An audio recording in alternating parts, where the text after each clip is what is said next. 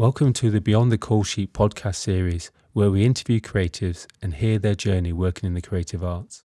My name is Wendy Iles. I'm Australian, living in Paris, and I was a session stylist, then became a celebrity stylist, and now I'm founder of Iles Formula Haircare. Could you tell me more about where you grew up and how that informed your journey? I grew up at the end of the earth, south, a little island below Australia called Tasmania.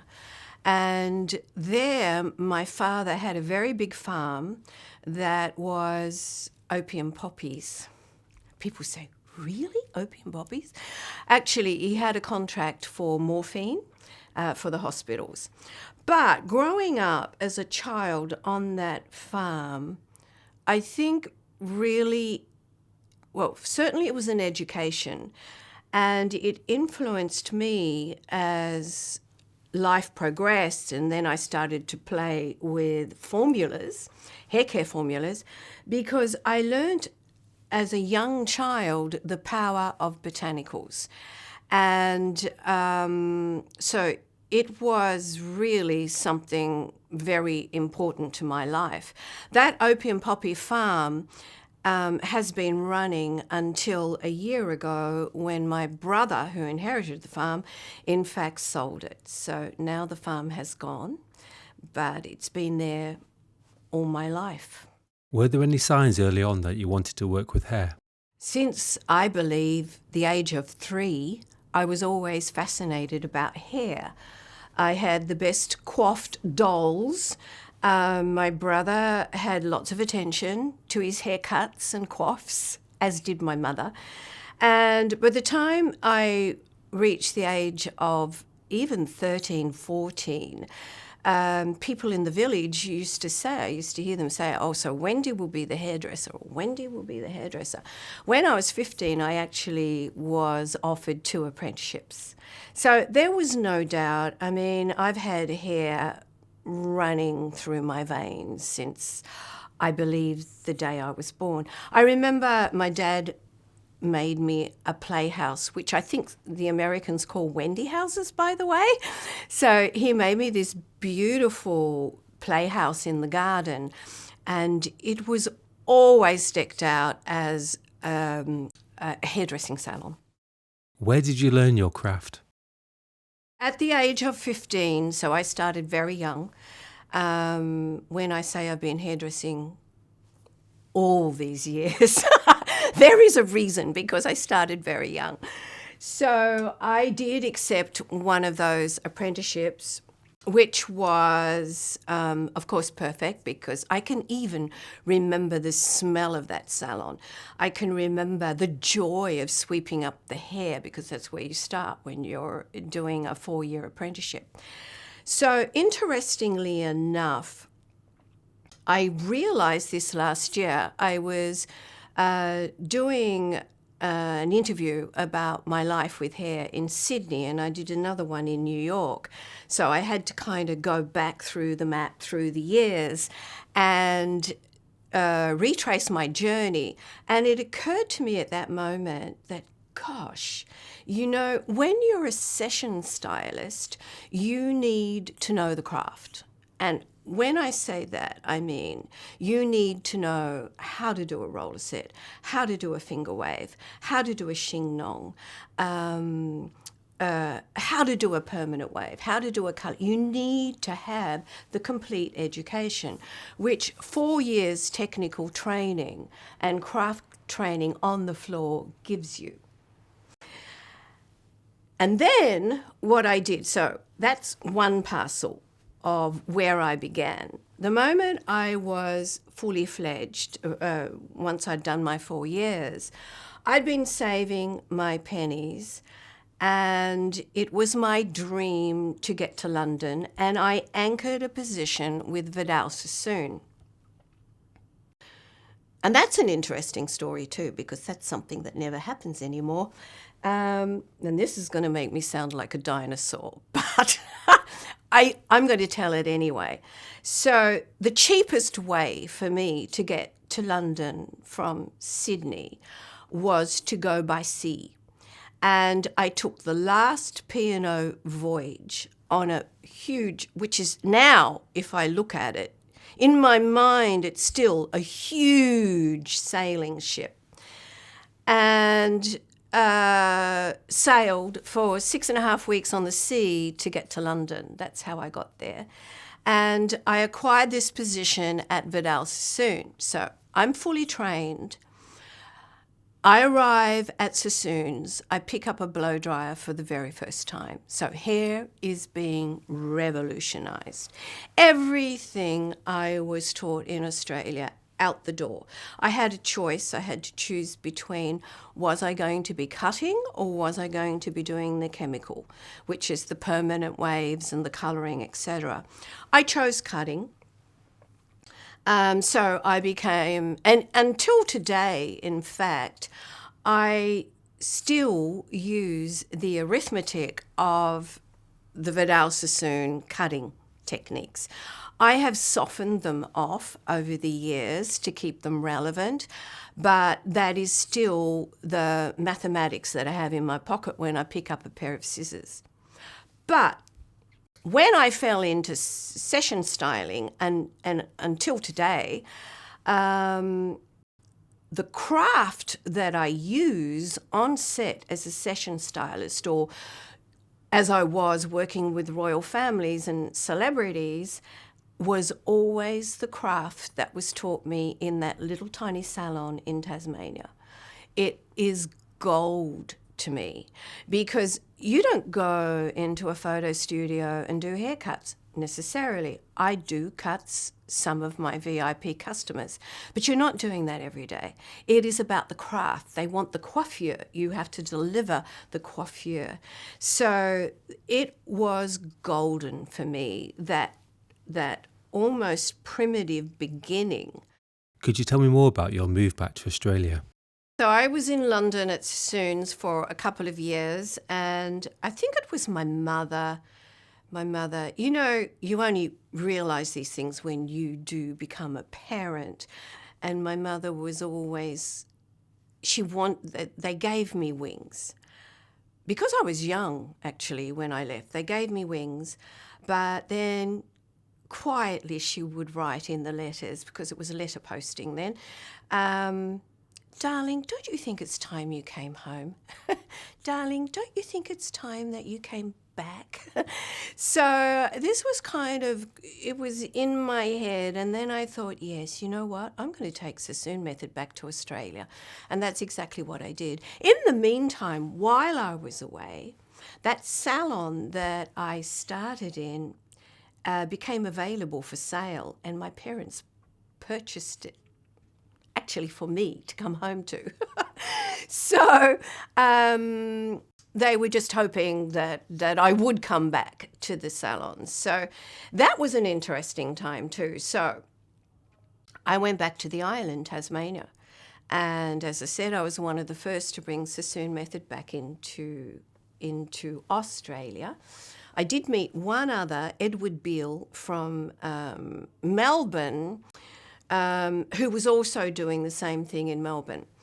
Anyhow, on the island, I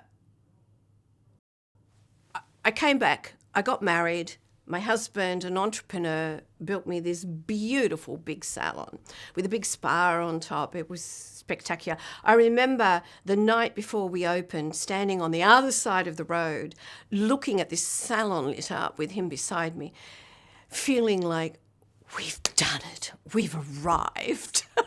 Not thinking or knowing that there was way more coming. Anyhow, I trained. We started the salon with 4 people, and I trained within 3 months. We were 16, and I trained every single senior into the Sassoon method of hair cutting. We had a 6.5-week waiting list. People used to drive from Hobart to the north for their haircuts, and we used to have people flying in from Sydney and Melbourne for their haircuts every 6 weeks. It was phenomenal. So much so that I just broke down through exhaustion. The marriage broke up. And because that's all we did I was just on the floor cutting. We sold the salon. I knew I couldn't stay on the island and see somebody else run that baby of mine. So I moved to Melbourne, and it was in Melbourne that, so that Edward Bill that I'd heard about, that had known the Vidal Sassoon method and was executing it in Melbourne, I knocked on his door one day and I said, well, I'm just thinking about, could I rent a chair? So I was probably the first chair renter ever. I just came up with that idea. I don't want to be on salary. I was a salon owner. I just want to keep my hands in touch. And I was there for about probably 6 weeks. And he said, yes, of course, come, treat it like your own. And I got a call. The receptionist at the desk came to me and she said, Australian Vogue just called and asked if you could go on a photo shoot. I mean, I really didn't really understand what that meant. But I am the kind of character, if there's a challenge or if there's something I'm not sure about or feel insecure about, I always push myself off the cliff knowing that I will fly. And that was one of those moments. So I turned up on this Vogue shoot in Melbourne with Monty Cole, who was one of the biggest Vogue photographers of that time in Australia. And if I think now what I turned up with, it's surprising that I even got called back. But they must have been happy. And that job, that's why you must never say no. Trust yourself. Go after these open doors when they fall into your lap, because you will fly. Trust me, you will. Because when you're nervous about something or when you're unsure, you will always do your very, very best. Even if you look back on it and you think, oh my gosh, how did I even pass? But I did, and it opened up a whole new world, which was the world of freelancing. And then I started to do another Vogue shoot and another Vogue shoot, and then Elle called, and then I thought, okay, let's try Sydney. So I said, bye-bye, Edward Bill, I'm going to go freelance. And so I remember arriving in Sydney, and then the editorial world just really opened up. I was with a really good agency in Sydney, and I was on my way. How was your experience in New York? You get to a point where you've done it and you're doing it, and there is this pattern in my life, which I discovered last year when I was doing my history. I always kind of got to a level that I desired the challenge again and again. So I did that twice more. I decided to pack up. I would leave. I would go to New York City. I did get an introduction there. I had a door opener for me. So Lauren Helm was a big New York model at the time, and I had her in my chair in Sydney. And I said to her, I'm thinking about coming to New York City. She said, I've got exactly the agent that you need. Let me introduce you to him. He just happened to be, that was one of those golden keys to the door. And I arrived in New York City, absolutely, I don't know what the word would be, kind of overwhelmed about New York, because I didn't realize there was so much cement and tall buildings. I was like, I'm not going to last here. I'm not going to stay here for very long. Too much cement. But I met Xavier, who was the best agent in New York City. He was representing Helmut Newton, Wayne Mazer. I mean, the list is endless. Anyway, I come with my portfolio from Sydney, And if you look at it, I should never have been with his agency ever, because I wasn't that quality of work. I was top quality for Sydney, but we're talking about New York City. Anyway, he spent about 45 minutes with me. And he said, I like you, and I think that you are going to become a star. I'm going to take you on. And that was the beginning of New York City. That was really the beginning of New York City. However, I was there for about 5 months. I worked well. I did some very beautiful jobs. I got to work with Varushka there, with Wayne Mazer. That's one job that really stands out. And I remember the paycheck. I remember the paycheck was like, wow, this is big. This is big. This is where it is. But I had that yearning to move on, and I had a choice in my mind. Either I go back to Australia and pick up the pieces in Australia. I was thinking of going back to my first husband, in fact, so love came into it. Or I had this desire to, as a hairdresser, I wanted to work amongst the Latins, because I thought at the time, and I was right, that to work amongst Latins would soften me as a person and as a hairdresser. So I had a choice, Milan or Paris. And I chose Paris over Australia and Milan. So I said to Xavier, I think I'm leaving New York. It's the city itself. It's been fantastic. He said, but I believe in you. He was French. I believe in you. Why you leave now? I said, I just feel like I have to go. So I left New York City. But I sometimes wonder what would have happened had I stayed. What would have happened? Anyhow, I ended up in Paris, fell in love with a Frenchman, and have been there 35 years and have a beautiful French daughter. And the explosion of my career, I can really say, happened in Paris. How did your career progress once you moved back to Paris? The DNA of who I am as a hairdresser is one that loves nurtured hair. I truly, truly believe if hair is nurtured and you know your craft, you can do 360 degrees with that head of hair. Now, I started to, well, first of all, you have to know Wendy. And Wendy's not one of those that will sit up in bed and watch a film like Netflix. She sits up in bed and Google's ingredients. And I've been doing that all my life. Remember, I came from an opium poppy farm. So, and I remember going back to when I was 15, I even wrote a recipe book on natural herb remedies for skin and hair. Oh gosh, I wish I had that book today. I would publish it. But it's gone with the dust. It's, I don't know, went on a bonfire somewhere, I'm sure.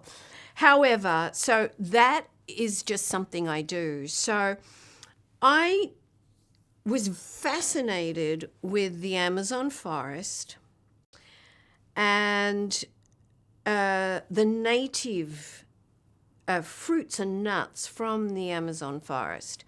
So I acquired some of those and made up this it was really very potent potion that I used to take on set, and I wouldn't let anybody touch it because it was so potent. And I knew exactly how to use it, and I would use it on heads of hair that were not healthy, so dull, brittle, uninteresting hair, and with heat transform those heads into sumptuous, lustrous silk. And that's how the hair care companies started. First of all, my name's in print because I was doing editorial, but I was producing this lustrous, sumptuous texture all the time. And I started to get hair campaigns. To the point that they would be calling my agency and saying, we want to book Wendy Iles for this hair care campaign. Please be sure she brings those Iles formulas. which was one actually, was the number 3. That's where it got its name from, actually. So that was the editorial years, and that was what opened up global hair campaigns.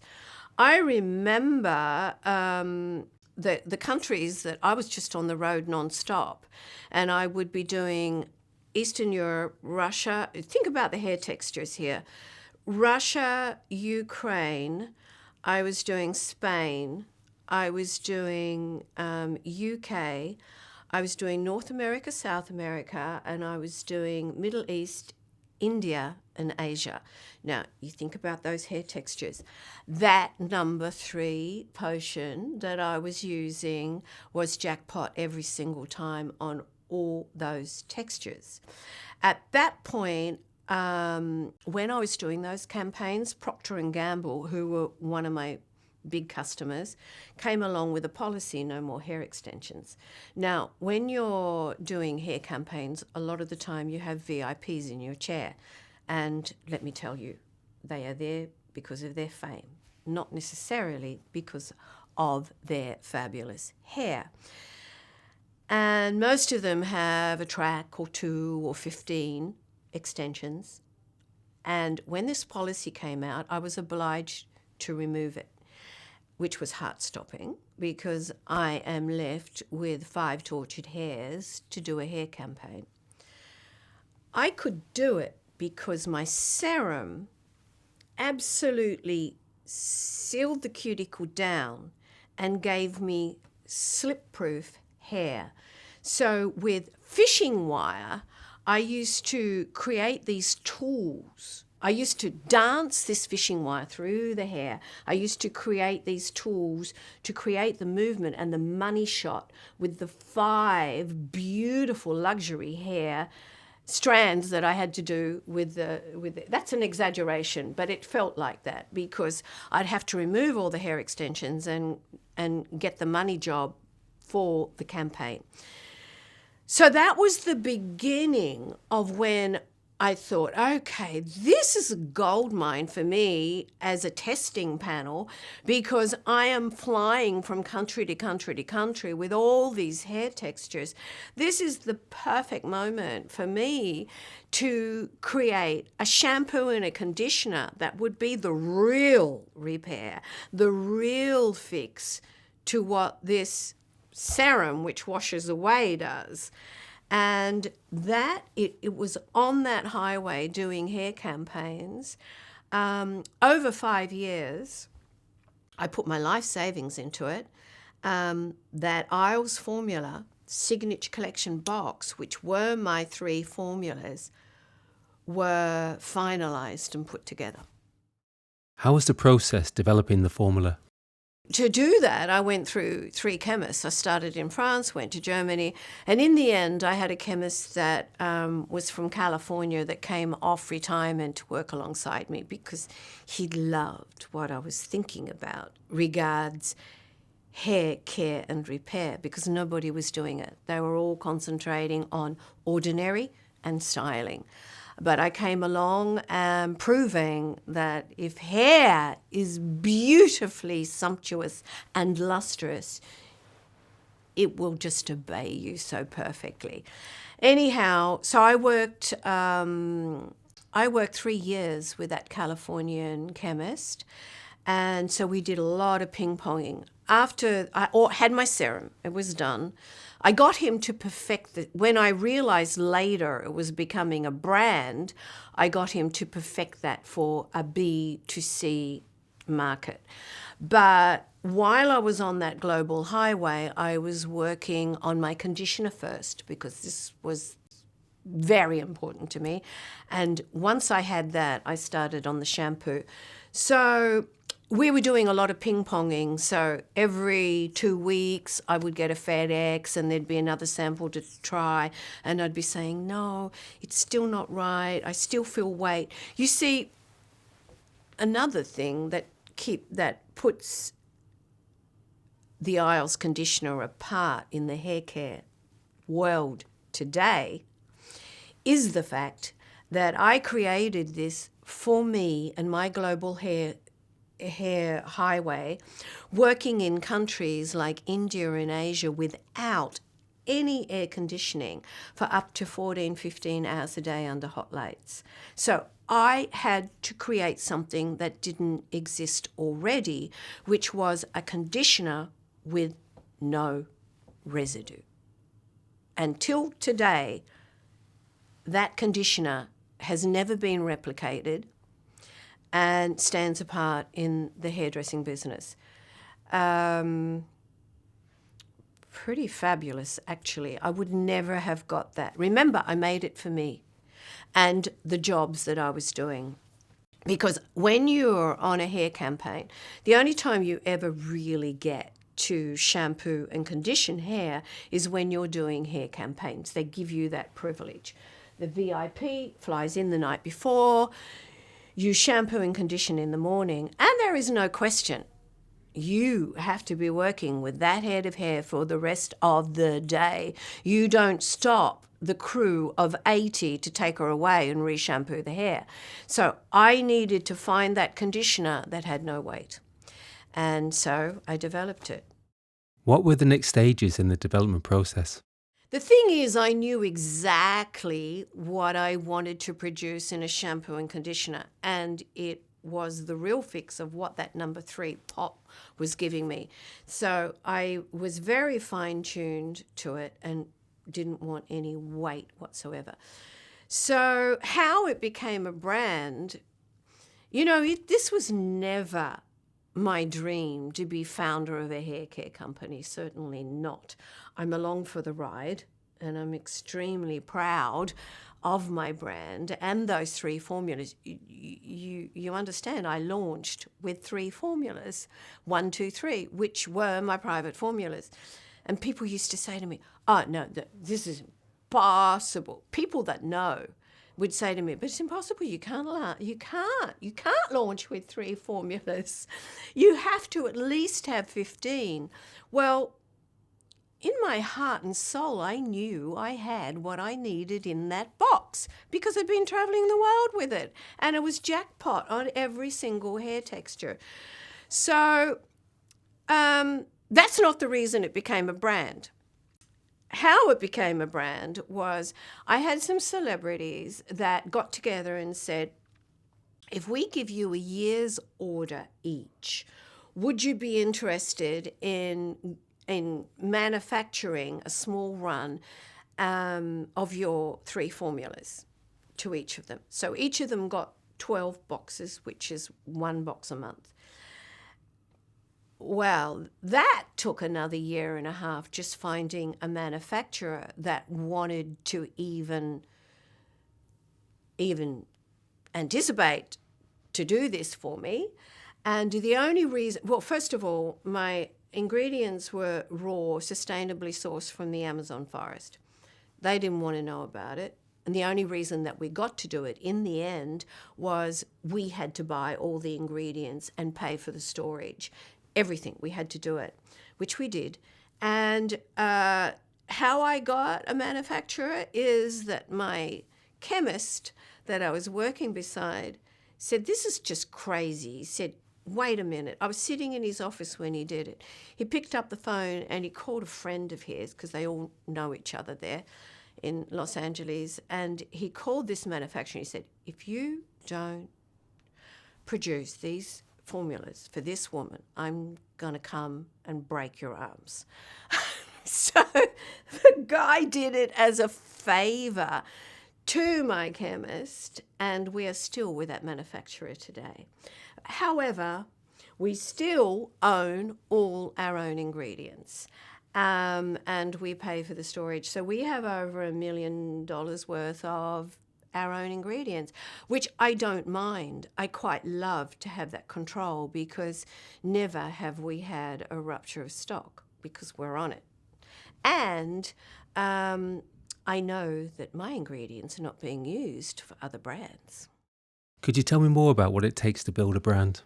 Iles Formula was nicknamed on set, so we became a brand. It took the name that it was nicknamed, Iles Formula, and now I'm a founder. I am extremely proud of those 3 formulas. But at the same time, it is pressure because it's wearing my name and my signature's on the back of the bottle. So I'm treating it like it will one day become, I hope, my legacy with hair. So I take my time.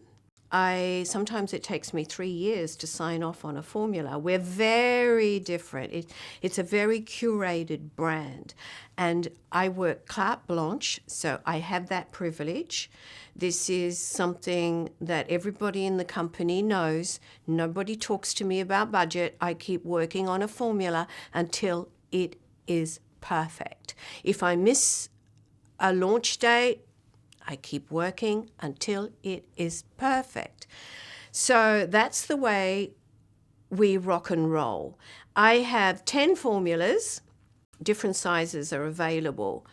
We're not that company that just produces products to build up numbers. We are not that. I see Iles Formula as a heritage brand, something that I hope will go on for generations to come and be the prestige brand that it is today. We protect it, very, very particular about who gets Iles Formula. We work with professional salons, landmark stores, and we have our own website. It does take, I'm proud to be founder of this brand. It does take every single breath I breathe.